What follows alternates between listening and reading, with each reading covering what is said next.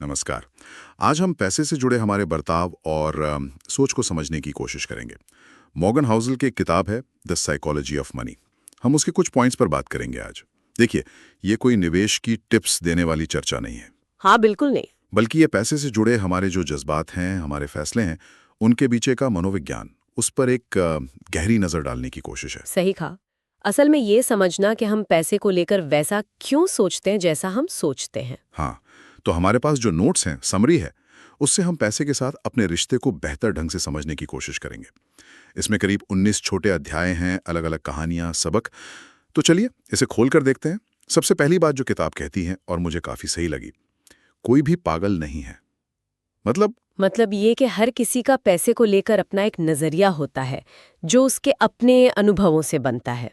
अच्छा। जैसे जिसने मान लीजिए कोई बड़ी मंदी देखी हो बचपन में, उसका पैसे को लेकर डर शायद ज्यादा होगा, है ना? हाँ बिल्कुल, उसकी तुलना में जिसने हमेशा बाजार को ऊपर जाते देखा हो। एग्जैक्टली। तो जो फैसला किसी एक को बिल्कुल बेवकूफ़ी भरा लगे, हो सकता है दूसरे के लिए वो उसके अपने तजुर्बे के हिसाब से एकदम सही हो। ये बात तो सोचने वाली है। और इसी से जुड़ा है भाग्य और जोखिम का पहलू, लक एंड रिस्क। हाँ, ये भी एक बड़ा पॉइंट है इसमें। हम अक्सर सफलता को सिर्फ मेहनत का नतीजा मान लेते हैं, पर भाग्य का, किस्मत का रोल बहुत बड़ा होता है, जिसे हम कई बार अनदेखा कर देते हैं। जैसे कोई उदाहरण? जैसे बिल गेट्स का उदाहरण दिया जाता है। उन्हें हाई स्कूल में ही कंप्यूटर का एक्सेस मिल गया था, जो उस जमाने में बहुत ही दुर्लभ बात थी। तो ये किस्मत थी। हाँ, सही है। और फिर जोखिम भी है। हम नतीजों के आधार पर लोगों को आंक लेते हैं। कोई सफल हुआ तो हीरो, असफल हुआ तो मतलब उसने गलती की होगी। पर इसमें भाग्य और जोखिम दोनों का हाथ होता है। यहाँ दिलचस्प बात यह है कि ये दोनों चीजें, भाग्य और जोखिम, अक्सर हमारे कंट्रोल से बाहर होती हैं। तो अगर भाग्य इतना बड़ा रोल प्ले करता है, तो शायद इसीलिए कुछ लोग वो कभी पर्याप्त नहीं वाले चक्कर में फंस जाते हैं। Never enough. बिल्कुल, हमेशा और ज्यादा की चाहत, ज्यादा पैसा, ज्यादा सफलता। और ये सोच खतरनाक हो सकती है। खतरनाक कैसे? मतलब महत्वाकांक्षी होना तो अच्छी बात है। हाँ, लेकिन एक हद तक। ये खतरनाक इसलिए है क्योंकि इसकी कोई सीमा नहीं होती। लोग थोड़ा और के चक्कर में वो सब कुछ दांव पर लगा देते हैं जो उनके पास है, जिसकी उन्हें जरूरत भी है। जैसे वो कुछ बड़े नाम हैं जिन्होंने ऐसा किया। हाँ, रजत गुप्ता या बर्नी मैडोफ जैसे केस हैं। अरबपति थे, फिर भी और ज्यादा की लालच। और इसमें वो FOMO, fear of missing out, वो भी आ जाता है। दूसरों को देखकर लगता है हम पीछे रह गए। सही बात है। तो ये जानना कि आपके लिए पर्याप्त कितना है, ये शायद सबसे जरूरी स्किल है। पर्याप्त पर रुकना, मतलब धैर्य रखना। और यहीं पर शायद वो कंपाउंडिंग वाली बात आती है ना। हाँ, बिल्कुल। कंपाउंडिंग की शक्ति। ये सुनने में जादू लगता है, पर असल में ये सिर्फ धैर्य का खेल है। अच्छा। वॉरेन बफे का उदाहरण देखें। उनकी ज्यादातर दौलत 50 साल की उम्र के बाद बनी। वो छोटे लगातार निवेश का नतीजा है जो सालों साल बढ़ता रहा। तो ये धैर्य का इनाम है। हाँ। लेकिन इसमें एक और बात है। अमीर बनना और अमीर बने रहना, ये दो अलग अलग चीजें हैं। अच्छा, कैसे? अमीर बनने के लिए शायद आपको जोखिम लेना पड़े, आशावादी होना पड़े। लेकिन अमीर बने रहने के लिए थोड़ा विनम्रता चाहिए, थोड़ा ये डर कि जो कमाया है वो जा भी सकता है, और बचत की आदत। ये तो बिल्कुल अलग नजरिए हैं, कमाना और बचाए रखना। तो फिर पैसे का असली मकसद क्या हुआ? क्या सिर्फ चीजें खरीदना? किताब तो कुछ और इशारा करती है।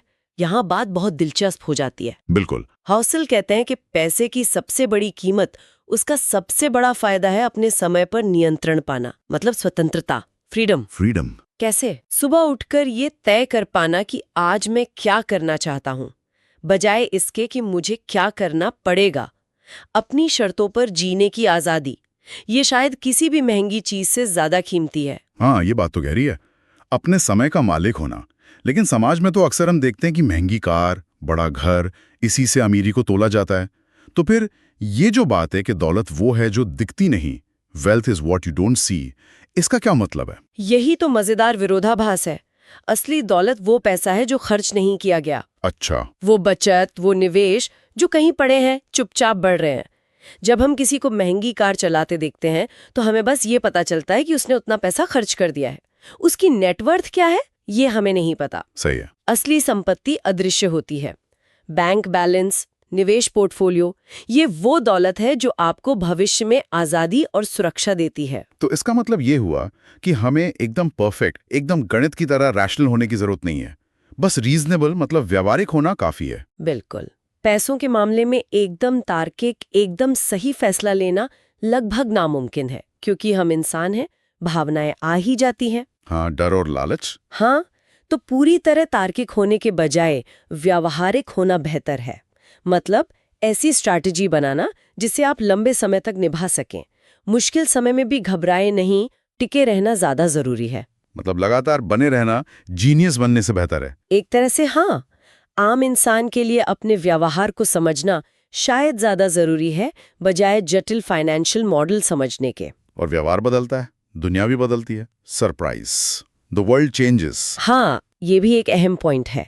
अतीत हमेशा भविष्य का आईना नहीं होता। अर्थव्यवस्था बदलती है, तकनीक बदलती है। तो अपनी योजनाओं में लचीलापन रखना बहुत जरूरी है और गलती की गुंजाइश रखना, रूम फॉर एरर, जिसको मार्जिन ऑफ सेफ्टी भी कहते हैं। मतलब सब कुछ एकदम टाइट प्लान नहीं करना चाहिए। हाँ, और सिर्फ दुनिया नहीं, हम खुद भी बदलते हैं। You'll change.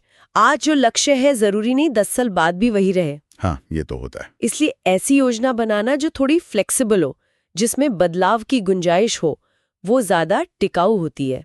तो इन सब बातों का निचोड़ क्या निकलता है? So what is this all mean?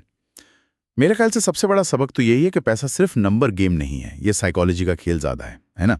हमारा बर्ताव हमारी समझ से ज्यादा मायने रखता है। बिल्कुल। और दौलत बनाने और बचाने में किस्मत, धैर्य, विनम्रता, बचत, इन सब का बड़ा हाथ है, शायद बड़े रिटर्न से भी ज्यादा। हाँ, और अगर हम इसे बड़ी तस्वीर से जोड़ें, if we connect this to the bigger picture, तो सबसे अच्छी फाइनेंशियल योजना वो नहीं जो सबसे ज्यादा रिटर्न दे। तो कौन सी है? वो है जो आपको रात को चैन की नींद सोने दे।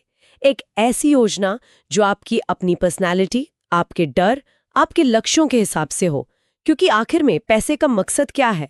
डर कम करना और आजादी बढ़ाना। बहुत सही कहा। चलिए जाते जाते एक सवाल श्रोताओं के लिए छोड़ जाते हैं सोचने को। किसी का आज का जो वित्तीय व्यवहार है वो उसके अतीत के अनुभवों से कितना जुड़ा हुआ है और उसके अपने सोचे समझे भविष्य के लक्ष्यों से कितना। और हाँ, ये भी कि कोई इंसान एक व्यावहारिक योजना और दूसरों की देखा देखी जो फोमो होता है, उसके बीच फर्क कैसे करे, सोचने वाली बात है।